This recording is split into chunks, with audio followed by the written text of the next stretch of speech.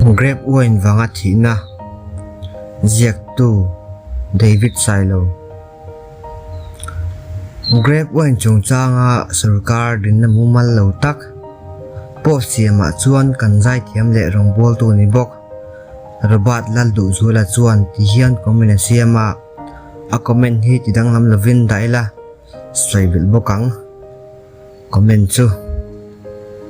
tun tum chu kan comment ve diang heta Milliam Center Grab Owen an man sak zinga mi pakhat kha kan dor thenum mi kan thian nu ani a ei zun na ber kha tiang ani ta ka khan a be dongin a rel ru ha thei hle a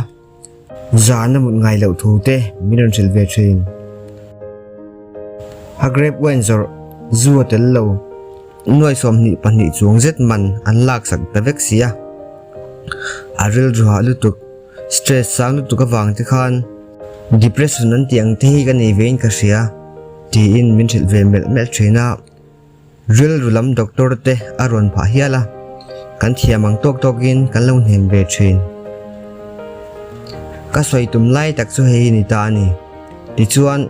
kan chen mu chu tun thlatir khan kan thian te bung rola a zin tur chu ril ruti thoven pa te po nianga bung rutle ma zong te po ka zuk la ve ange ti in azui ve ta a ma se andron holam Gawati a stroke tu tlat maya hospital akal pring halani a ICU wada halin ventilator man angai zui boka doctor te chon bre sei tu ratlem hle anti ta hial bok athuak a function lo ten ti le te zela chung le khat te thla phangin keini a thian te rel ru hi an tak zet ani ngai tu ati thui hle pathian nena adam na tura dilpui chu kan ti thei to kan tamaya a the piang chuan lo tong rai pui ve teu a ming chu nusiati ani e chanchin kal zel pisiati hi ama hre chang tu te chuan bibi sang emo zun thlum emo hetianga stroke tur hian ani sa an sengai lova a Grab Owen khati zat leba nei ve ur chunga hunrei tak mi thaya chung ko chom nana a man chu thok le khata sarkar nun rong tak chuan chem lova alu an la tamai hian ril ruha na nasa tak awanga thisen sang hypertension in atlak buak tak awanga an ngai ve kani gauhatia chuan ni khosela vin tuta a damdoi na ICU wa ventilator man ngai na umta hiala athua ka thisen pu chu gauhati mewa po anjai ngam lova mizorama hun top mang torin ti besi na chau nen vain chnu dar thum le chan ve khan andon ho puita aizol po thleng zolovin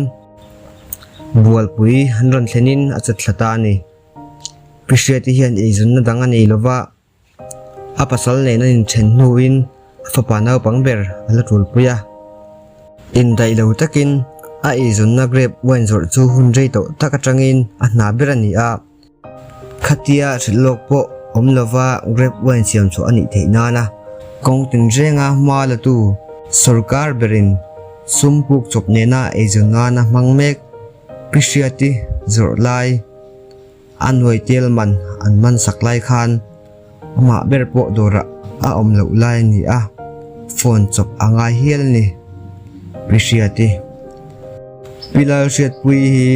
mizorama Grab thar tam khuwa na alan kho chuak ni in mizo thar Grab Owen chu ngai ngam takin eizon nan azur ve lau lau thin fa pali nein a upa pathum te hian mupui pasal an nei to anau pangber mi pa ala umpui meka kumsom nga le pani mi ni in dor biveng thara an kho some ka ni sarkar hian sia se trong trai mi in ti te thu la ringot lavonga mi ejun na zalen tak hunrei tak an kalpui to man tuma kal kan ni lo ti chunga man sak tu te zu an zuar tel tia dot mulum manga miril ruha na be cha tu te sarkar in ma ading zel don ti chunga nuai telan chan nuwa thu buai siam sak tu sarkar hian hei ria se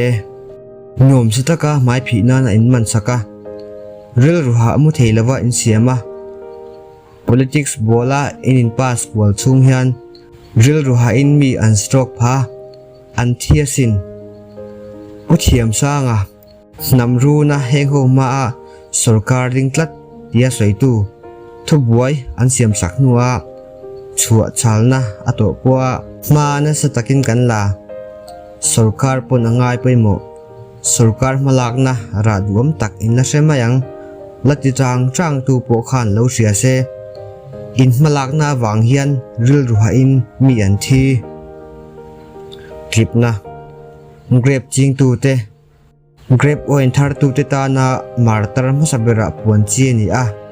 sarkar in thada le din na mumal lo tak awanga nun na tak chan ma satu po ati theyang ama anga sem taka mek torna namai lo tak tuar tu tan appreciate thi na hian ra dum so sela sarkar in he thi na hian mo langam sela zang dom na achung ten hena pengei te se